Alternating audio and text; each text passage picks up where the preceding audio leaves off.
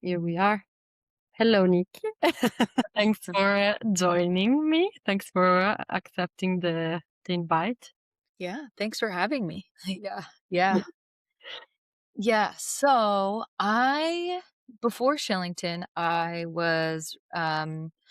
owned a company with my friend. We designed plastic free, zero waste school and office supplies. And we did that for 8 years. And the pandemic really shifted our whole business model. And we became this e-commerce business. And after several years of doing that, we decided to shut things down. It just wasn't working. It was a lot of work and a lot of debt, and then paying off the debt, and then taking out debt, and then so I had just shut that down, and I was kind of like in this moment of like, okay, I don't have a job, I don't know what I'm gonna do, and having the experience of running a business, design was like one of the most important things, like that and finances, you know? So I had kind of made stuff up along with my business partner, and we had a graphic designer friend who sort of helped us along the way, but we were so bootstrapped that we were just doing it all ourselves. Mm.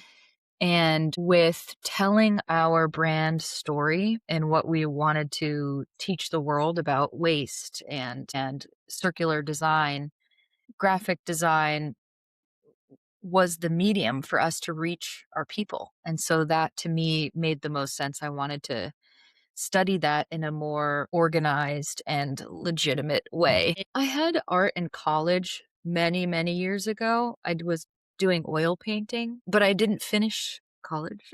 And it wasn't just a couple years, and so I knew stuff about like composition, but it was graphic design is just different than painting. I was scrolling on Instagram super late at night, and I was like, I gotta go to bed.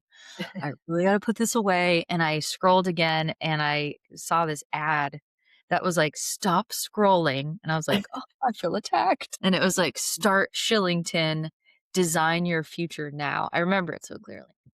And I was like, it's so beautiful. Ooh, I love this. And I was, yeah, just like I went on to Shillington's Instagram page and went onto the website, and I had been seeing ads for design programs and animation programs. I did a couple different animation programs, but all of none like the design of their marketing wasn't beautiful. It wasn't clean. It was like it was very loud and, no disrespect, but Shillington's was the first design program where they actually used beautiful design to attract people. So I was like, this is really where I want to study. Yes, they have all the layers. And so I went to apply, and then I saw the cost and I was like, oh, I can't afford that because I don't have a job and I'm in debt. And so I saw the scholarships, and I made a video for my scholarship video of me making matzo ball soup and talking about design and how much it means to me and how cool Shillington is. And I had told all my friends that I submitted my video to all my friends, and I was like, check this out. So everybody knew that I was like waiting to hear back from Shillington. And I was at my business partner's house, and we were cooking dinner, and I just like flicked open my email and I saw congratulations, and I was like, I threw my phone, and she was like, "Oh my god!" So I was really excited to get Yeah, the that yeah, uh, because I I, had nothing else going on. 3 months of so much fun. That's 3 words. Okay, a fun. few words. Yeah, words. Connection and stimulation of your brain, I would say. Beautiful. Yeah, That's yeah, right. yes. Yeah, that was It didn't start out really challenging, which I really appreciated because I was super nervous that I wasn't gonna know anything, and I didn't like that other people were gonna be so much better, and also that I didn't really know Figma, and mhm. I wasn't super familiar with Adobe programs, and so it started out really rather nicely paced. I wouldn't say it was easy, but it's like it paces and then it picks up a lot at the end. But in the beginning, it gives you time to sort of like make sense of these different platforms that you have to grasp. Yeah. Yeah, So which by I the time yeah. using it, Yeah. Yeah, it was nice that during portfolio time, which was, super intense, you're more confident with the platforms, so it's not the platforms that are slowing you down. It's like you have more confidence and ability to just keep iterating and iterating and iterating and iterating and iterating. yeah. So it's basically the story of one of the project you went through. But would you like to share any highlight any of your favorite project about the portfolio time? Well, the project that I'm gonna talk about today is the off-screen project because that one was the hardest hands down for me and like the one with the highest drama and also for me the greatest reward because it was like the hero's journey, like Dark Night of the Soul, where I was like, I just can't do this. I'm going to quit this project. And then all of the teachers were like so supportive and helpful and like, no, you can't quit this. So, yeah. So should I like share my Yeah, go for screen? it. Zoom out and share. So, this is the initial Figma file here of the first draft of this project. And the brief was to there were 3 different types of expos, and we had to pick one. One was a home improvement expo, one was a comedy festival, and one was a travel. And I really like traveling, so I was like, "Oh, travel, I could do that one, easy peasy." Easy. I'll smash it in a second.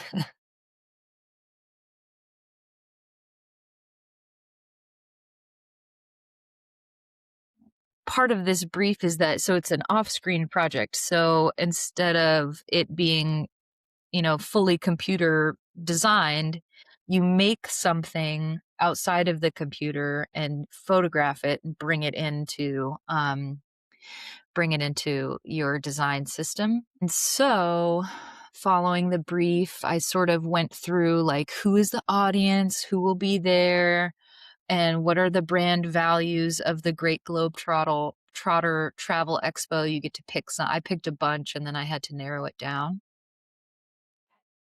And then went into all of the homework, which is the research on different sort of travel imagery, what people do when they travel, what sort of media is out there, like books and podcasts and shows about travel.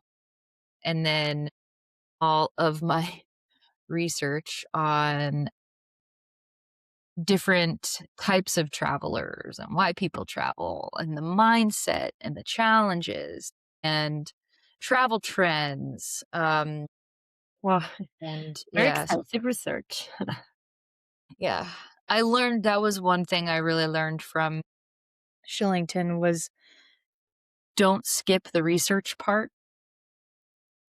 or don't rush through it because you never know what you're going to uncover. And that was something that was surprising to me was learning about the process with design. In the beginning, I was like, "Yeah, yeah, yeah, let's just get to designing." And then the teachers were like, "No, no, no, do Hold your on. homework. No, no, no, you more research, do more research." And through research, you come up with better concepts, and then the concepts drive the designs. So, I mood boarded and, I came up with these values, which led me to my concept, the path. This is my initial concept. It changed a few times. And this is from this project. I also learned it's okay to change your concept. Um, so I was thinking about connectedness of people and paths. And so I was initially thinking about doing something with string. I really was drawn to this here. Composition, technique. Yeah. And then I think I ended up, like, getting into it and then thinking more about, like, why I travel, and I wanted to switch. I think it was, like, during class, I was like, "Hey, Simon, can I switch my concept?" Um, I really wanted to do this concept, "Get Lost," because I thought it was funny, and I felt like the paths that connect us was a little bit too, like, on the nose and too, Mm. like, you know? And I was thinking about, like, how we have our routines and we daydream of, like, going on hikes or maybe going to a new city and discovering new food and vibrancy and new perspectives and expanding your world and learning new languages. And uh, so I wanted to change my concept into getting lost into a new world. And I was really drawn to surrealist imagery for that. Like, you're in the mundane, you're stuck in the mundane, and you're envisioning this life outside of where you are. So then, I changed my keywords, I redid my homework, and I started to do my off-screen portion, which is taking the photos outside of the computer. And I went to a bus stop, I sat in a bunch of traffic. I went to the laundromat. Didn't you And it was just my iPhone. I think I have a picture. I have various, oh yeah, refrigerator pictures of me. Like, here I am in a public bathroom. I'm like doing my off screen. Here I am on the street spilling coffee. Or actually, this was water because I was like, can't spill coffee. But yeah, just with my iPhone. Um, so I was thinking I could Photoshop in images of, like, beautiful travel destinations amongst this sort of, like, traffic scene, and I started to get into that, and here's my different mood boards for typography and layout and color, and my thumbnails. Yeah, yeah. how important was It was part of the process, I'd say, at this stage, because that get lost, like, that really put me in the mindset of escapism and leaving, and then I was, like, playing on words, like, "Ghost your inbox," and, like, "Tell traffic you'll circle back," "Leave your laundry on red," and sort of, like, these taglines and headlines about that people can connect to because it's email speak, it's corporate sort of email words to be like, "I'm outta here. I'm going to the it? Globetrotters." Well, however, what I learned was when I actually put this into practice and started working on it, it didn't really work. Um, What do you mean with like for example, when I got into here with the laundry, it felt super heavy and, like, metallic and kind what's the word I wanna use for this? Also really just kind of on the nose, you yeah, know? Oh, because my keywords were hazy, dreamlike, and surreal, for this stage. And I guess, like, it's sort of surreal. It doesn't really feel dream-like, and it's not very hazy. So yeah, I had to, like, I had to reset myself, and then I restarted with, the water coffee cup Yeah. spill on the ground, and that led me in a better direction, because of the fluidity of the shape, and the funky, like, shape breaking through the, what's this called? Concrete. Yep. Made it more visually appealing to look at. Yeah. Um, and I think here, like, I started to work with different overlays and effects within Figma to make it more hazy and a little bit more surreal. However, I was I was happier with this direction, but I wasn't, like, thrilled with it. I was like, "Okay, this is okay." And so I ended up picking this project for my portfolio because I was like, "I really want to improve this and make it better. Like, how can I get it to where I want it to be?"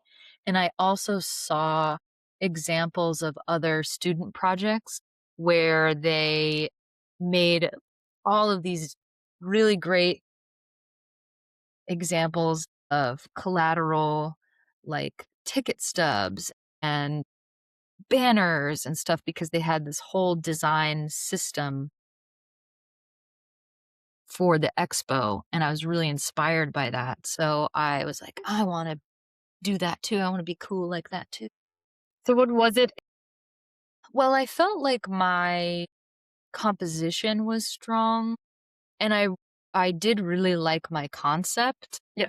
I felt like my concept was strong, escaping the mundane. That's kind of like where I sort of ended up abandoning the get lost but they're similar, but so composition and concept were my strong suits. Where I felt like it could improve is I wanted to expand on the visuals and also come up with something that was a little bit less like literal. Like I was really drawn to or I couldn't let go of rather like the literal nature of like here's a vacation destination, like I needed to expand my mind beyond showing people like different destinations because my idea was like, okay, now I'll do something where people are in a quiet restaurant in Tokyo and like here's Germany or whatever, and just showing all these different things people can do in different places. But it was just too literal.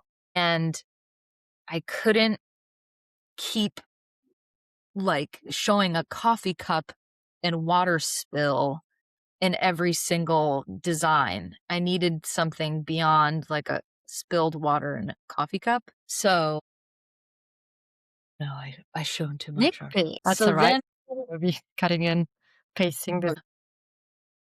so then when I went back to this project for portfolio time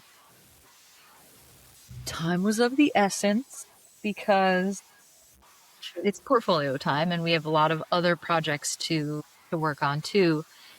And this one was a T3, meaning I had the most work to do on this one.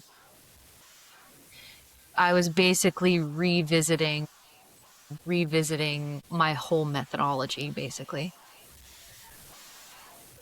So so I went back to my mood boards and I was like, what can I do beyond a spilled coffee cup?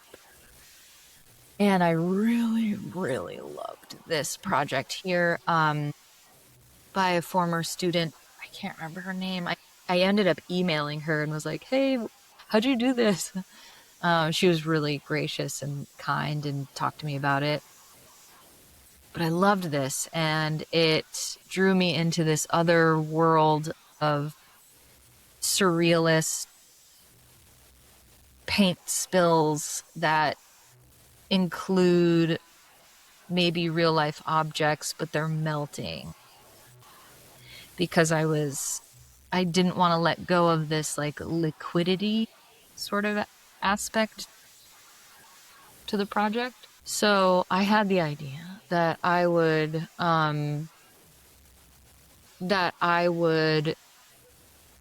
use cornstarch and water to create like a thick liquid, and then I would photo within to that, and it would just be sort of like borderless shapes playing into that like aspect of water.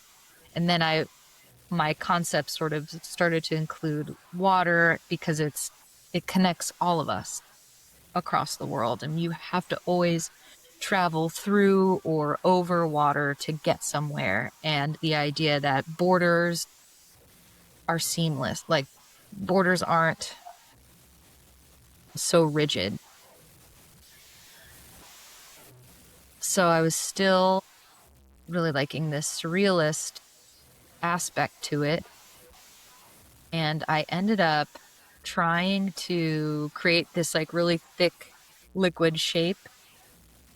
And I spent so long trying to get the right texture and the right thickness of liquid, and I just couldn't do it. And I was looking at this, and I was like, "This is garbage. I need to quit. I don't have Right. time for this project. I have to switch this out of my portfolio." I ended up staining I have like a little outdoor space, and it's stained with like oil and cornstarch, and I can't get it out from this whole process. No. It's okay. It's a memory. It's a fond memory. I mean, I kind of got some things sort of, and I went to Marseille, my teacher at the time, and I was like, I gotta switch this out. I don't have time. And I knew I put this whole presentation together for her about what project I was gonna switch to and why. And she was like, nope. Like, I don't have time. I don't know, how am I gonna make this a thing? Do you remember what? Because she said that she said a couple things. One, your concept is good. You're on the right track, and it's it's more interesting, like, for to have in your portfolio, to have this, even if you do it and you don't love it and you kind of and maybe you fail, it's at least it shows that you worked really hard and you tried and you put yourself out there and you took a risk. Yep. Because the project that I was going to show was from earlier on in the course. It was a website project, and it was very, I mean, I think I'll still add it to my portfolio because I like it, but it was very safe, you Yep. know? And this was not like a safe thing. So it was more of a risk, and it was more of like a process in putting yourself out there and not being so scared. It's like not that big of a deal. Just do it. Because I was like, everyone's gonna hate me. I mean, not actually, but was like, it's just embarrassing to have this. And she was like, don't give up. You're almost there. And I must have talked to like 4 or 5 different teachers about this because I was like, what do I help me? You're Oh, looking for an escape. yeah. You're And then I talked to you, and you were like, let's go back to your mood boards. Let's have a let's have a talk about this. And these are actually your circles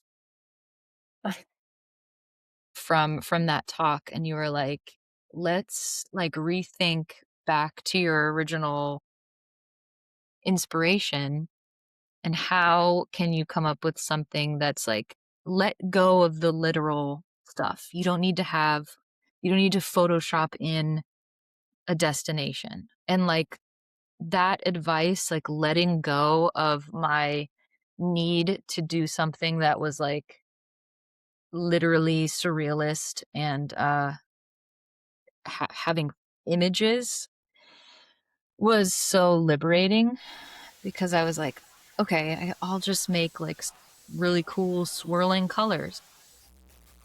And I was going to go back to cornstarch and put food dye in it. And my boyfriend, who was here at the time and was seeing me with like a bun on my head, and I was like eating nothing because I was like, there's no time. It's portfolio time. He was like, sit down, listen to me. We're going to go to the art store and we're going to get proper materials for this project. And I was like, wait, I don't have time to get in the car. And he's like, chill out. You're going to be fine.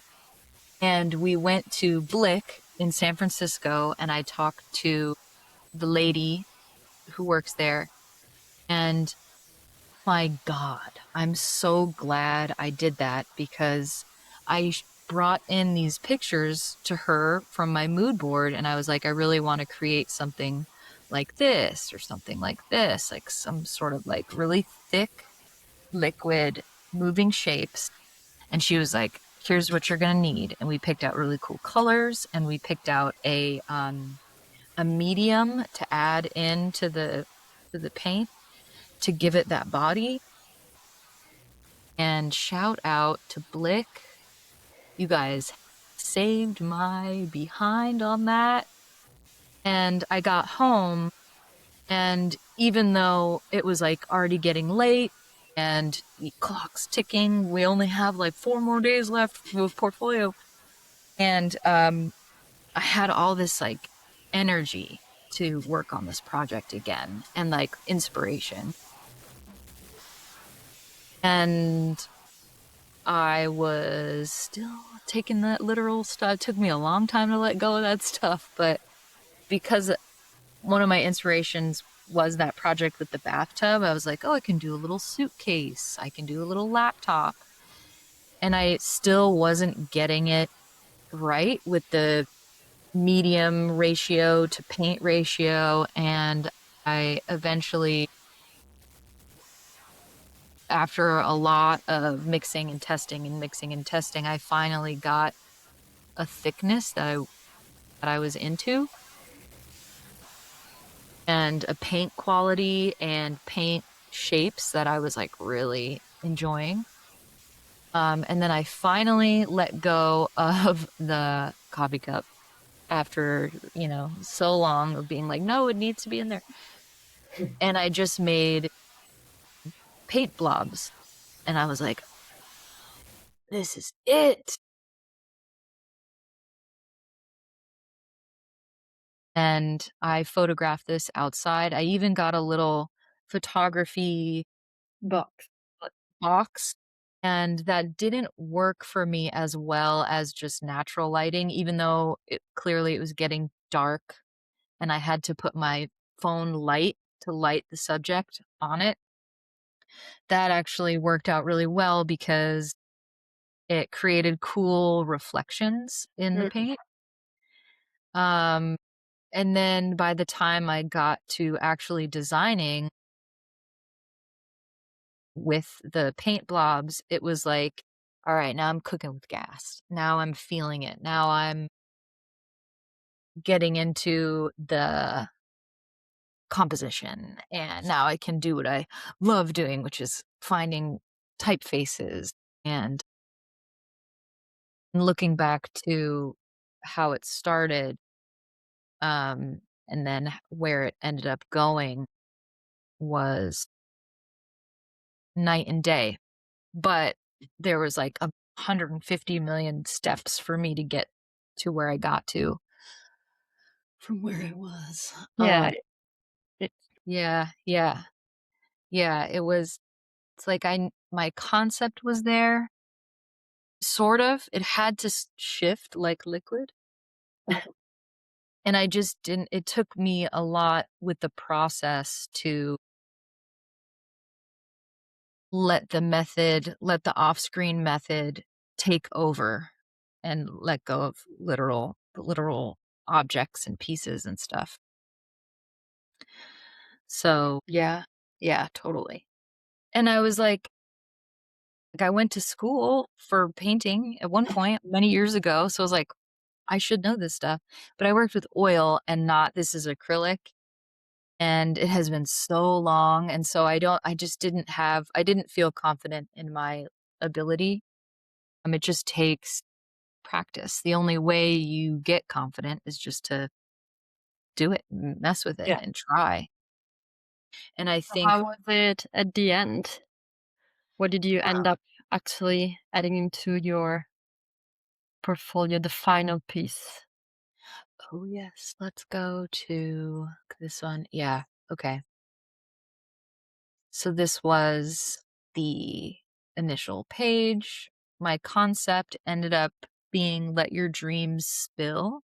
So it was speaking to that, spilling water aspect, but like you're daydreaming and you're thinking about all of these different awesome travel destinations and it's like, let's go. Let's let it spill. Let's let it out. Let your curiosity take you wherever. And so this was the final poster design, and I wanted to do more posters because I was like, posters are so cool. I was loving the mock-ups. Doing Yeah. mock-ups was really fun. The social media stories, and then my process, a little short, bit about where it started. Um, this was me mixing paint. I was cat sitting for a friend, and I had to lock this cat in another room because she was really curious about the paint. And I was like, I can't deal with spilling this everywhere. And swirling the paint together, and then a little bit about the typeface that I chose, which was I was really happy with this choice because initially I wanted to do a almost like a courier type of font, something like really structured and like a grotesque font. Marseille was like, I think we can find something. That's my cat Stevie, by the way. Hi, Stevie. Oh. uh, we can find something that speaks more to the project, like something that is more connected. And so I was up super late and I really like typefaces and foundries. So I had created throughout Shillington, I created this whole spreadsheet database of all different foundries. And I would just go to each foundry and look through and look through. And then I would go to type types in use, fonts in use. And I came across this one, Ball Pill. And it was, I don't think I was able to get a trial. And so I reached out to the founder who is Benoit Baudouin. And I was like, hey, I'd love to use this for a project. And he was super cool. And he was like, yeah, here you go. Let me know how it goes. And the story behind this typeface is that it was created after a painter and industrial graphic designer named Max Bill. And it's so funky because it's round in some areas and flat in other areas. So it's like really, it's kind of surrealist and it breaks a lot of rules. And I just found it to be like so alluring and like weird. So that was cool. That was another way my teacher pushed me to improve the design even more. Maybe not pushed, but like encouraged. And then I was dead set on having ticket stubs, and I wanted to go beyond that as well, but I didn't have time. So I'd Yeah, like to go and back. you have, like, your Yeah, and you yeah, just didn't that. totally, yeah, Alright, yeah, that was a journey, I would say. yeah, likewise. Yeah, yeah, totally, yeah. I was like, "Man, thank you. Thanks for taking me to Blick." I don't even think I could drive, like, my eyes were so like, "Ah." No, Yeah, but I yeah, for sure. It I'm in other scenarios, I might not have reached out or might not have like, if I felt like I didn't really need the help and also the time crunch of, like, "Gotta get this done," it sort of put me in a mindset where I was like where otherwise I might be like, "I don't wanna bother them," or, like, "They're busy working on other stuff," and I don't know, maybe I got it myself, but the intensity of this project, I was like, "No, I help me." And it made me more just and then I made friends, like, all of us from our class, like, we all connected and bonded so much more tightly with each other during portfolio time because we were constantly in contact with each other, like, "What do you think of this and this?" And I even reached out to the former student and asked for help, and I sort of, like, got over that feeling of, like, I don't wanna bother people, and then friendships were established, and it really improved my design by doing that, so beautiful roller coaster at the end. yeah, totally. Alright, Nikki, I think that's plenty of material, so thank you very much for sharing this, all. Is there anything else that you wanted to share in particular?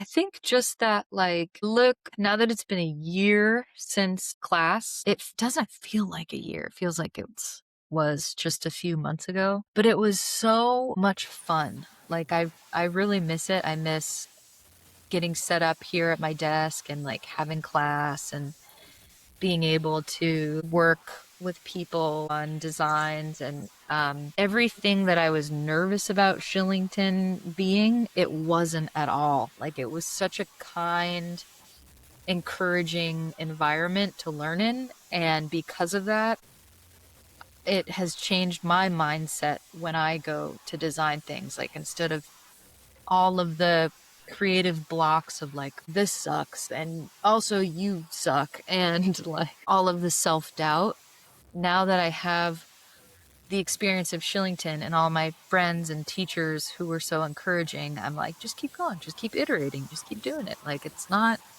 that serious, you know? Not all. Yeah, totally. Yeah. Thank you